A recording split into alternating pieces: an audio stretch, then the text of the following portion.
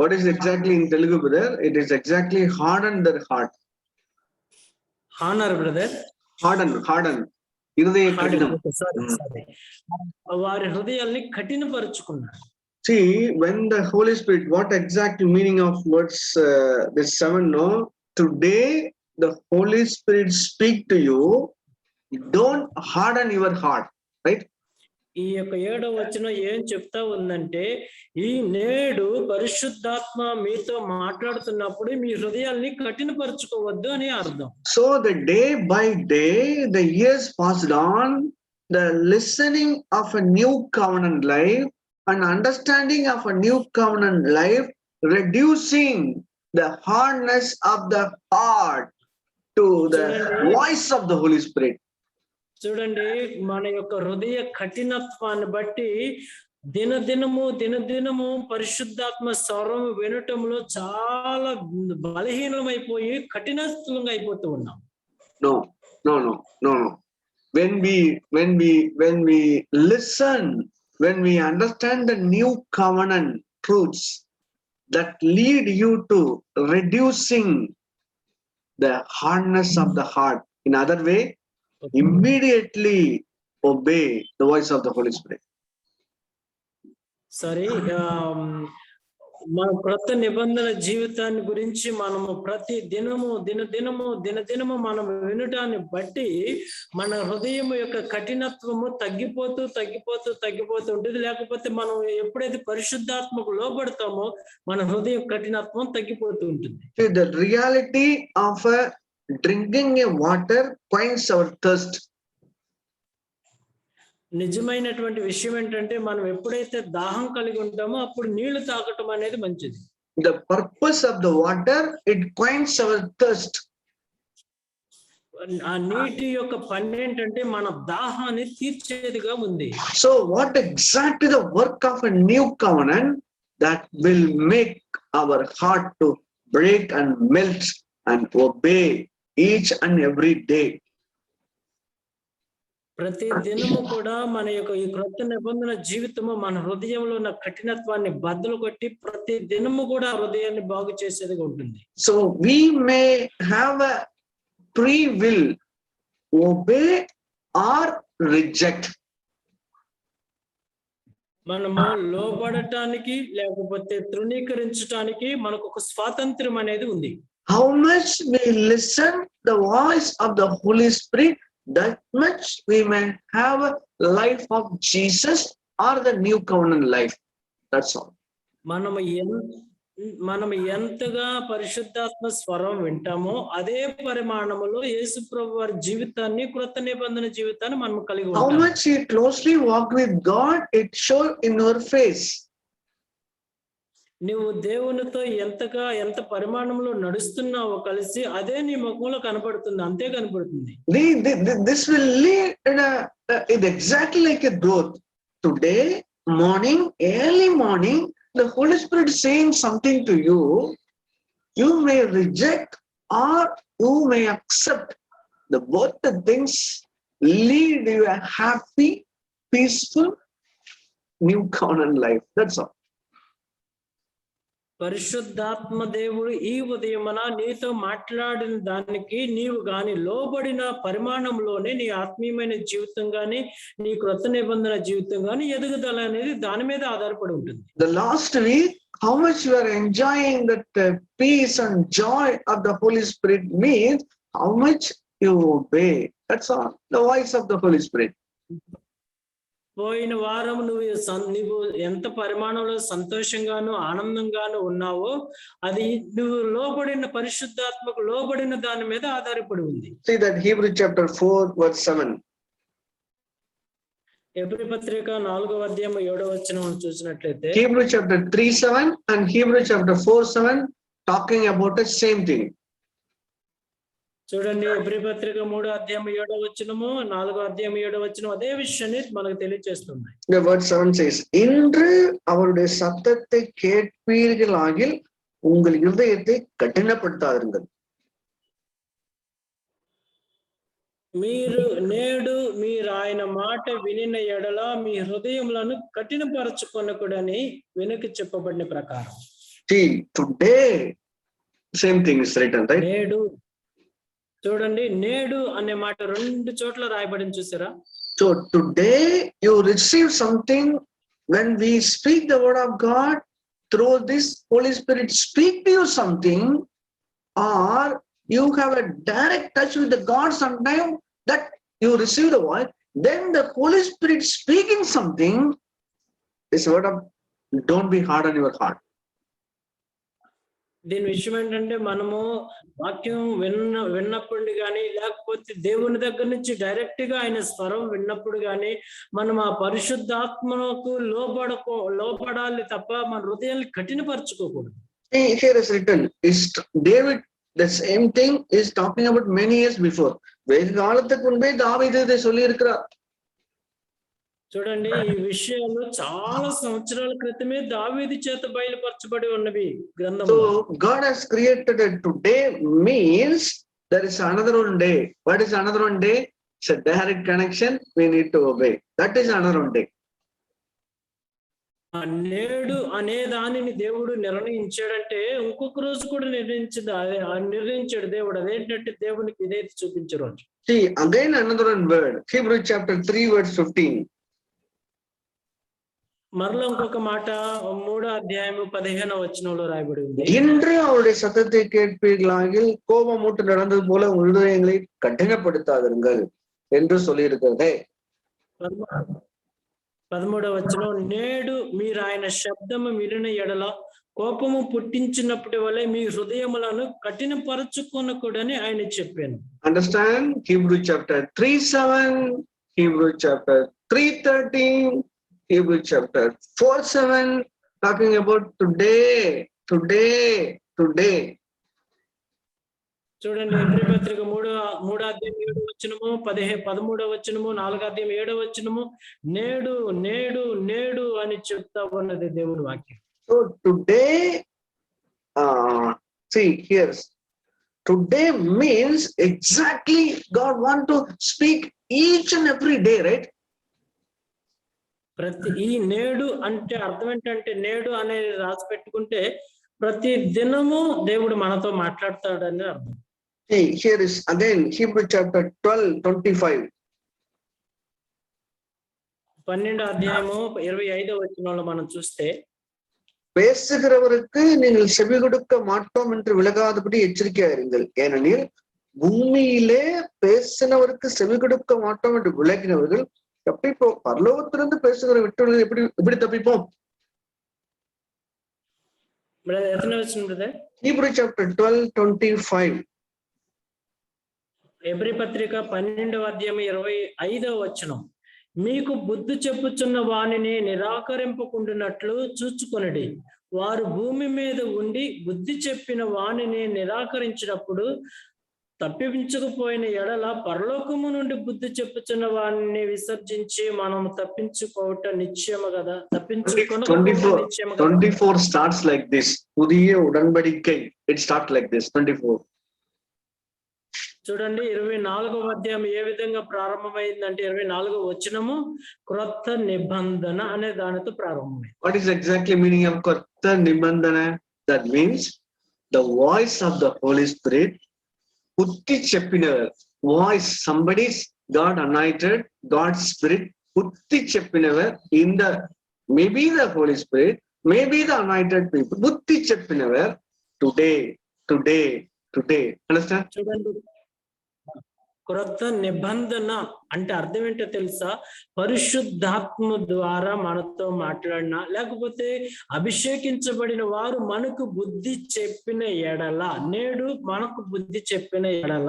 So there is a possibility to reject and make our heart harden. It is possible, right?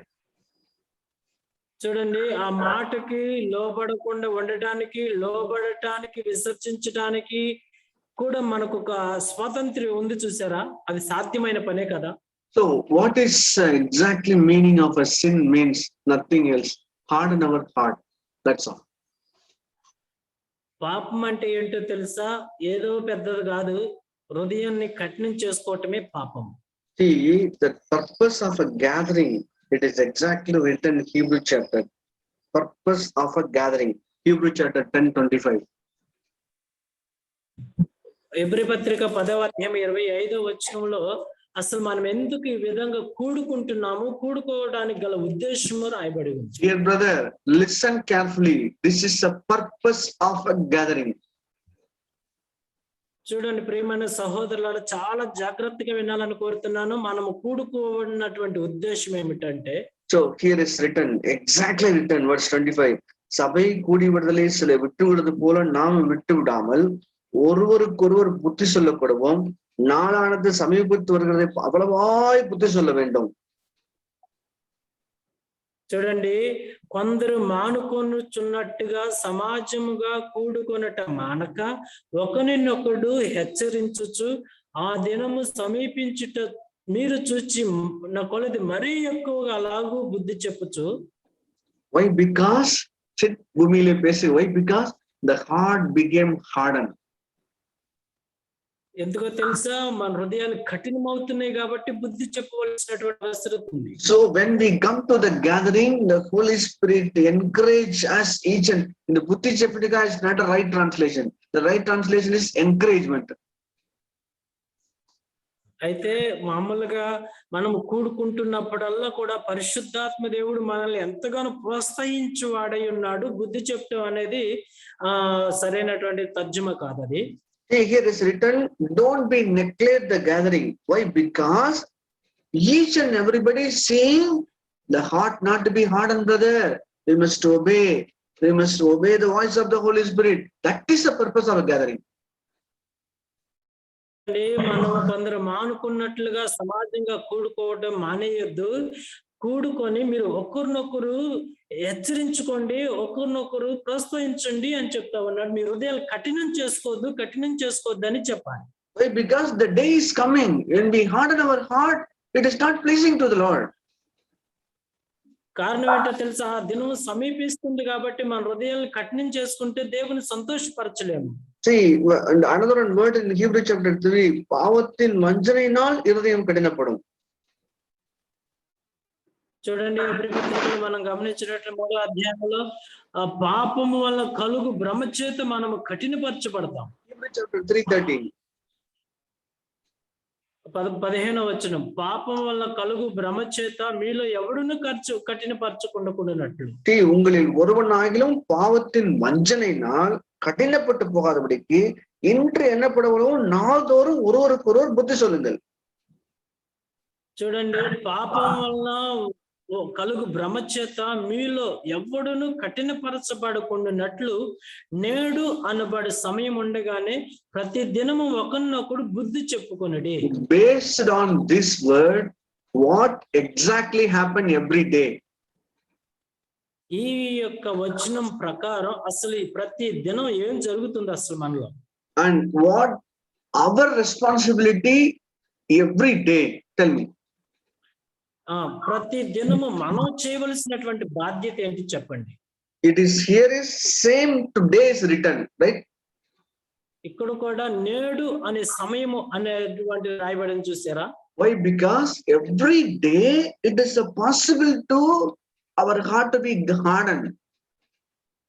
ప్రతి దినము మన హృదయము కఠినం అవటానికి సాధ్యపడేటువంటి అవకాశాలు ఎన్నో ఉన్నవి. Why? Because the deceitfulness of sin is so much, so easily it may deceive us. ఎందుకో తెలుసా? పాపము యొక్క భ్రమ అనేది మనల్ని చాలా మోసం చేసేటువంటిగా ఉంది ఎక్కువ. So what is our responsibility of every day? Naldoram, every day we need to encourage one another. కాబట్టి ఈ పాపమేమో ప్రతిదినము మనల్ని భ్రమపరిచేటప్పుడు మన యొక్క పని, మన యొక్క బాధ్యత ఏంటో తెలుసా? ఒకరినొకరు బుద్ధి చెప్పుకోవాలి. So please compare Hebrew chapter 3:13 13 and compare to Hebrew chapter 10:25. You understand what exact the work? చూడండి, ఎబ్రీ పత్రిక 3వ అధ్యాయం 15వ వచనానికి 20వ అధ్యాయం 25వ వచనానికి మధ్య చేయవలసినటువంటి పని మధ్యలో పని.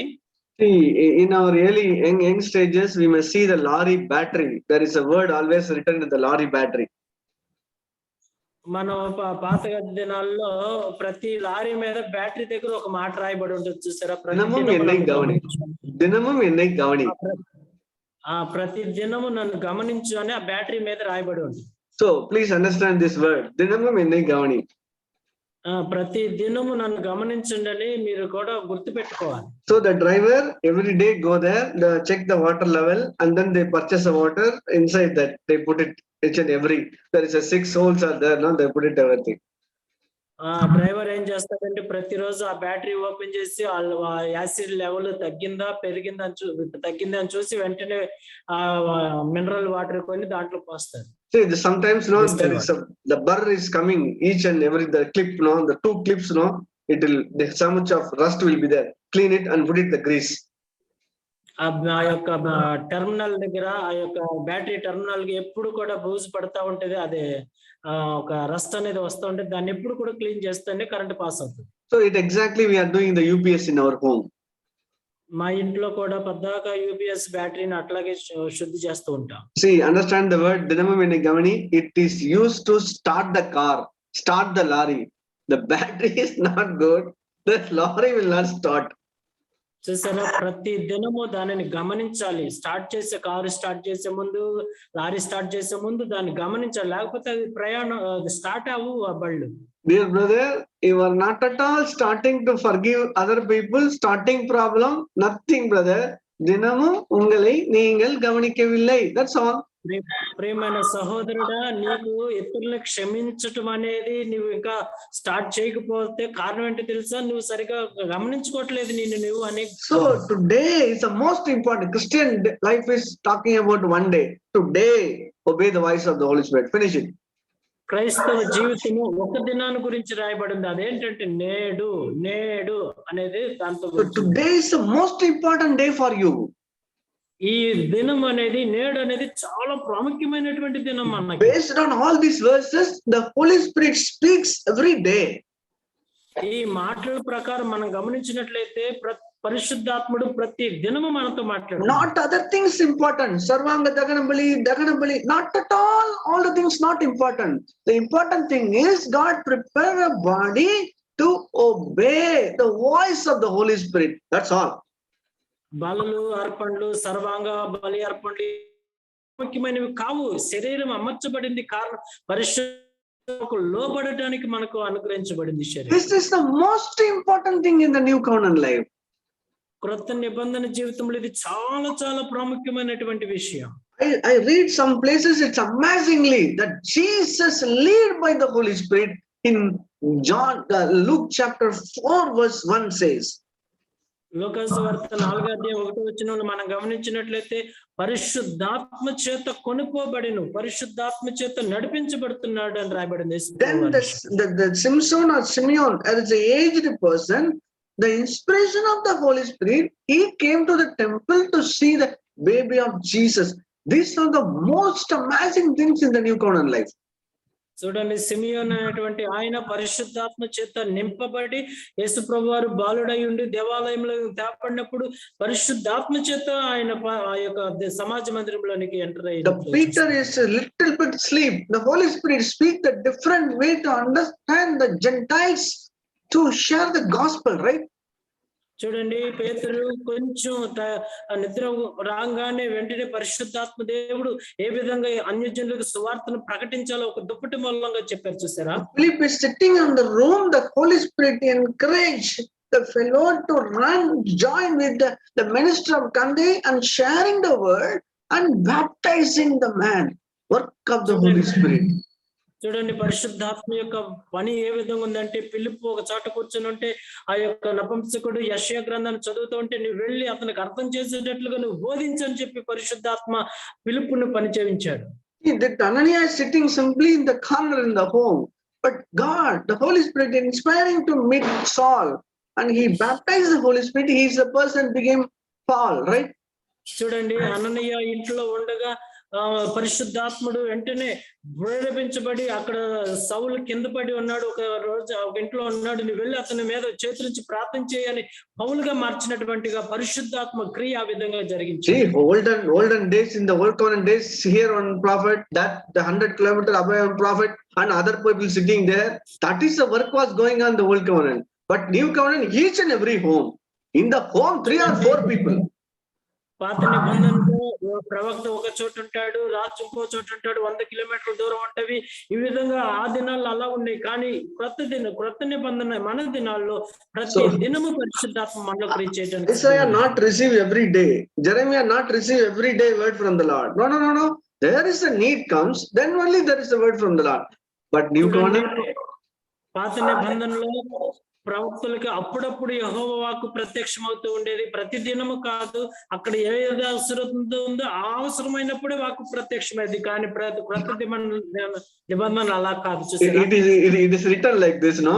In this time of the king, this man, this person is a son of this fellow, receive the word from the Lord. It is written in old covenant. చూడండి, పాత నిబంధన గ్రంథంలో ఈ నెలలో ఈ రాజుకి దర్శనపూర్వకంగా ఈ ప్రవక్తకి యెహోవా వాక్కు ఈ విధంగా బయలుపరచుందని రాయబడేది. But here it is not at all written. The son of Siddhambarnathan and today morning the Sudhakaran is receiving a word. No, not at all like this. Every day he speaks. See the difference between the old covenant and the new covenant. చూడండి, క్రొత్త నిబంధనలు పాత నిబంధనలాగా కాదు. అప్పుడప్పుడు యెహోవాకు ప్రత్యక్షమయ్యేటువంటిది కాదు.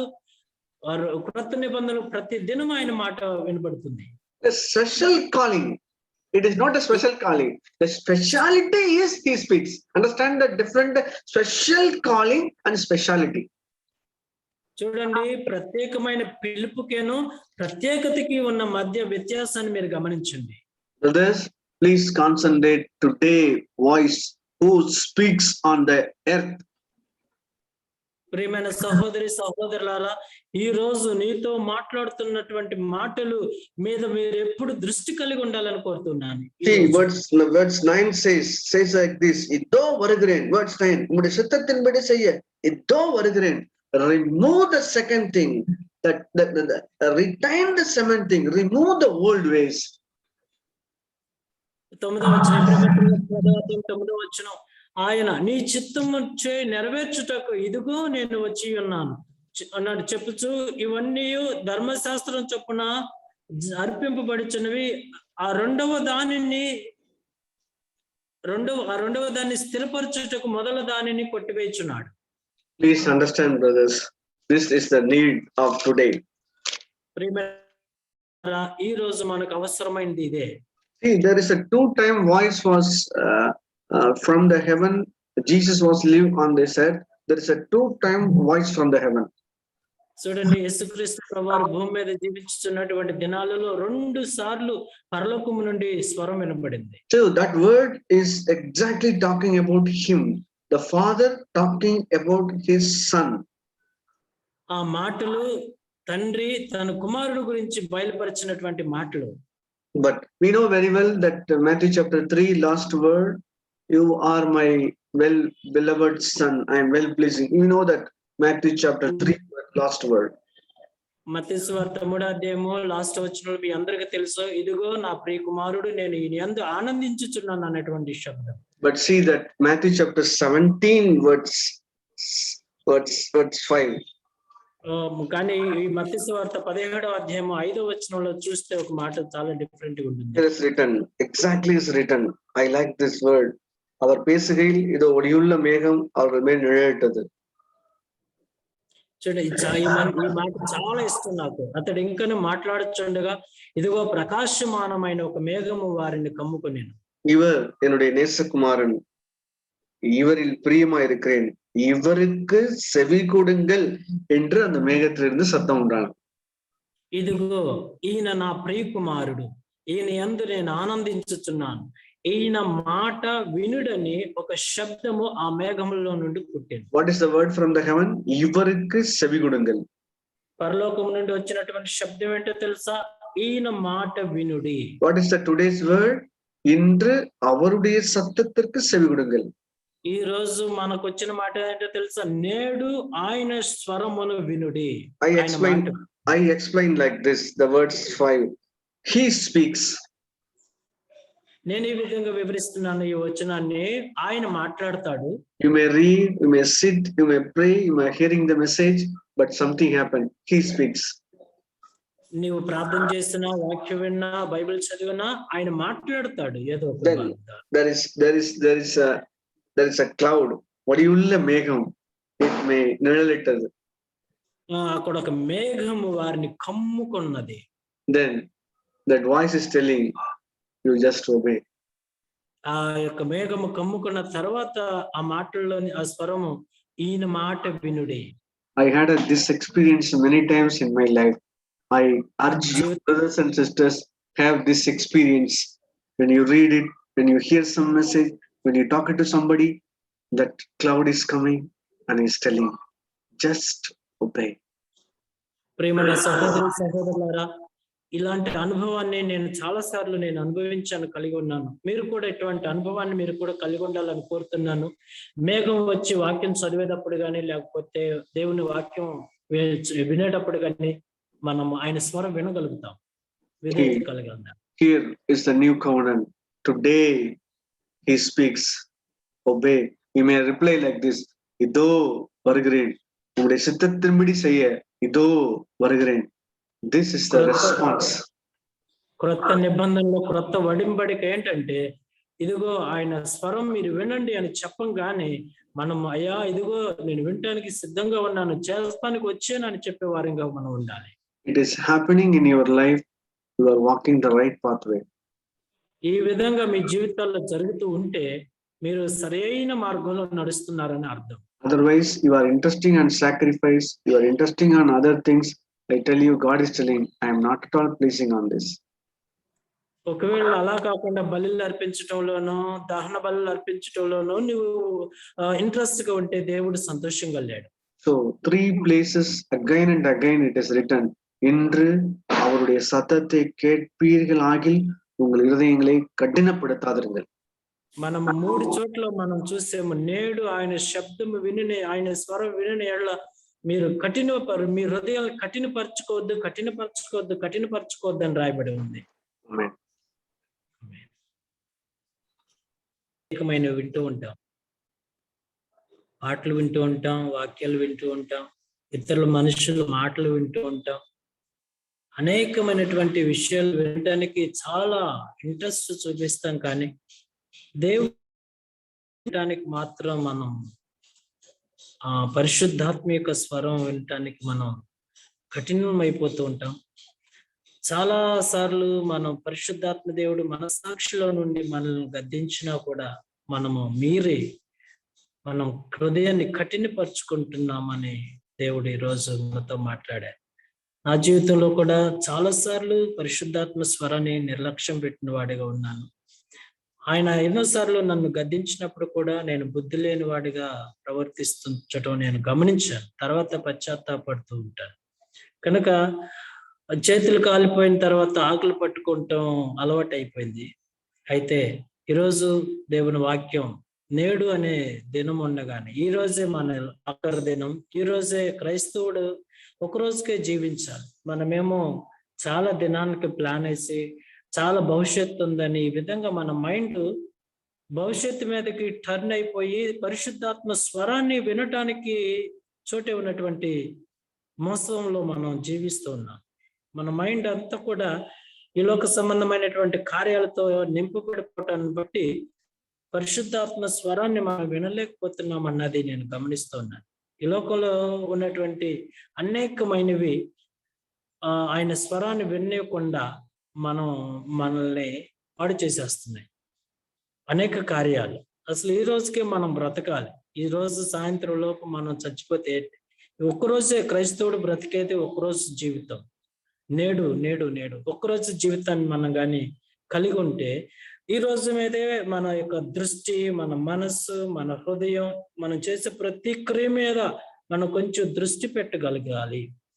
అప్పుడే మన హృదయం కఠినపరచబడకుండాను, అప్పుడే మన హృదయం దేవుని స్వరం వినగలగటానికి మన మైండ్ ఈ రోజుకే ఆపేయాలి. రేపటికి బయటకు పంపించకూడదు మన మైండ్ని. మన మైండ్ అంతా కూడా బయటికి వెళ్ళిపోయి రేపు గురించి, ఎల్లుడి గురించి, భవిష్యత్తు గురించి ఈ విధంగా మన మైండ్ చెదిరిపోవటాన్ని బట్టి, చంచలత్వాన్ని బట్టి మనం దేవుని స్వరాన్ని వినలేకపోతున్నాం. కాబట్టి ఈ రోజే మన జీవితం చివరి దినం అనుకుని, ఈ రోజు ఆయన నాతో ఏం చెప్తున్నాడు అనే మనం ఒక ఎండింగ్ పెట్టుకొని మన మనస్సుని దేవుని స్వరం మీదే, మన మనస్సాక్షి మీదే మనము ఒకసారి ఎప్పుడు కూడా పరిశీలనలో మనం ఉంచితే మన హృదయము దేవునికి లోబడేటువంటి అవకాశం ఉందని ఈరోజు మనం విన్నాం. కాబట్టి ప్రేమైన సహోదరి సహోదరులారా, అప్పుడప్పుడు స్పీకర్ పనిచేయదు ఫోన్లో. ఎందుకని పనిచేయదు అంటే వినపడదు.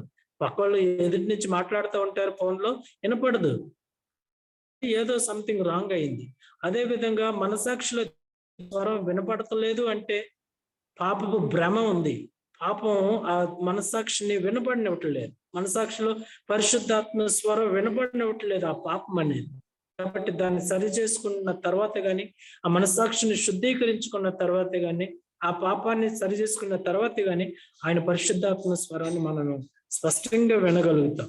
కాబట్టి ఈరోజు హృదయాన్ని కఠినపరచుకోకుండా, కఠినపరచబడేది దేని ద్వారా అంటే పాపమే మన హృదయాన్ని కఠినపరుస్తుంది. కాబట్టి పాపాన్ని యేసు ప్రభు దగ్గర ఒప్పుకొని దాన్ని సరి చేసుకుంటే ఆయన స్వరాన్ని వింటాము. ఆయన స్వరం విన్నప్పుడు ఆయన స్వరానికి లోపడాలని దేవుడు మన యొద్ద నుంచి కోరుతూ ఉన్నాడు. ఆయన సంతోషపెట్టే పిల్లలంగా ఉండాలి. మనం ప్రతిరోజు కూడా మనమే సంతోష పెట్టుకుంటూ, మనమే ఆనందించుకుంటూ ఉన్నాం తప్ప పరలోకమందున్న తండ్రిని ఒక్క రోజన్నా మనం సంతోష పెట్టామా? ఒక్క రోజన్నా మన యందు ఆనందించాడు ఆయన? ఒక్క రోజన్నా నేను ప్రశాంతిని బట్టి ఈ రోజు నేను సంతోషంగా ఉన్నానని తన దూతలతో చెప్పాడా? ఒక్కరోజు కూడా లేదు నా బ్రతుకు. కాబట్టి సరి చేసుకోవటానికి ఈరోజు ఆయన సంతోషపెట్టే పిల్లలంగా ఉండటానికి మనల్ని దేవుడు కోరుతూ ఉన్నాడు. ఒకటే, పాపం నుంచి మనము కడగబడితే ఆయన స్వరాన్ని వింటాం, లేకపోతే చెవుడు వచ్చేస్తుంది. ఆ పాపం చెవుడు మూసేస్తుంది, మనసాక్షి మూసేస్తుంది. కాబట్టి ఆ పాపాన్ని కడుక్కున్నప్పుడు పరిశుద్ధాత్మ స్వరం వింటాం. అప్పుడే పరిశుద్ధాత్మకు లోపడినప్పుడు మన పరలోకమందున్న తండ్రి, ఇదిగో నా ప్రియకుమారుని, నేను ఎంత ఆనందిస్తున్నాను అనేటువంటి పిల్లలంగా, ఆయన సంతోషపెట్టే పిల్లలంగా మనం ఉండాలి తప్ప మనల్ని మనం సంతోష పెట్టుకుంటూ ఇతరులను సంతోషపెట్టే జీవితం జీవిస్తూ ఉంటే ఆయన చాలా దుఃఖపడుతున్నాడు.